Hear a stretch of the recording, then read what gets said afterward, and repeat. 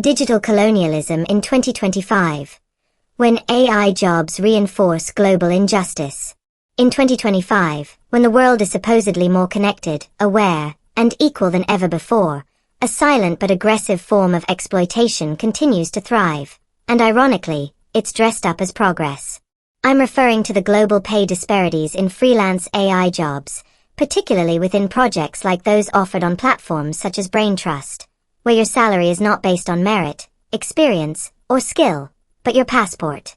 Recently, a position was listed for a freelance AI tutor to help train artificial intelligence in chemistry and journalism.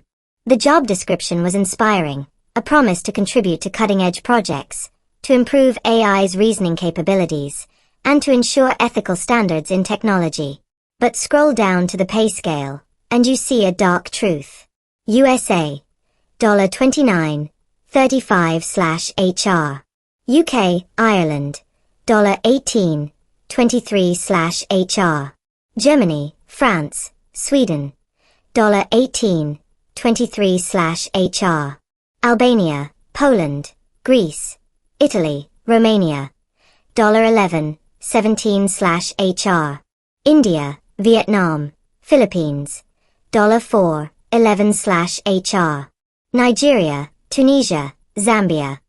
$6.9/HR. No matter your qualifications, degrees, or brilliance, if you were born in Tirana instead of Toronto, in Lagos instead of London, your work is simply worth less. Let that sink in. This is not meritocracy. This is digital apartheid. From feudal castes to algorithmic chains. This kind of wage structuring is nothing short of modern imperialism. It's a digital echo of the medieval caste systems and Cold War class discriminations.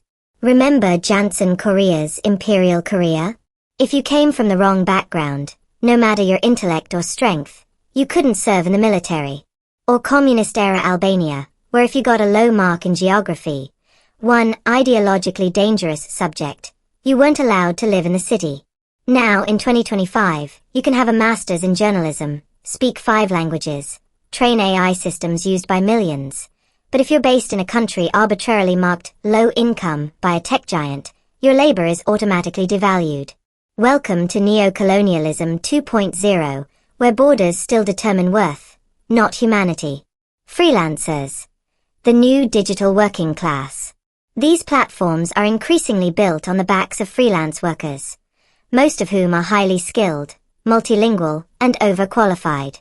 Yet they are stripped of dignity through a currency conversion scam disguised as cost of living adjustments. Let's be clear, this isn't about economic logic. It's corporate convenience. If a task is identical in scope, skill, and impact, whether it's done in Stockholm or Skopje, it deserves the same compensation. Anything less is exploitation. In reality, this is how the global AI industry cuts costs while maintaining the facade of innovation. They ask for advanced English, master's degrees, and ethical commitment. But where is their own ethics when the only variable that determines your pay is your GPS coordinates? Why journalists must speak up and boycott. As journalists, our job is not only to report what's happening, but to expose injustice, especially when it hides in plain sight. If we stay silent about this, we become complicit. We must call this practice what it is. Digital racism. Economic elitism. Institutionalized wage theft. These companies want us to build the future of AI, a future where machines are neutral, but humans remain segregated by geography. So, what should we do? Boycott any job offer or platform that pays differently for equal work. Expose these practices in media, blogs, and academic journals. Collaborate with global unions or labor watchdogs to regulate and challenge AI gig economies. Pressure organizations like the UN, UNESCO, or ILO to investigate these discrepancies as violations of international labor ethics. Equal work, equal pay, no excuse. Let's be honest, this isn't just a labor issue, it's a moral one. If the same companies pushing AI ethics cannot even pay their human workers equally, how can we trust them to build fair technology? The future of AI must not be built on the skeleton of global inequality.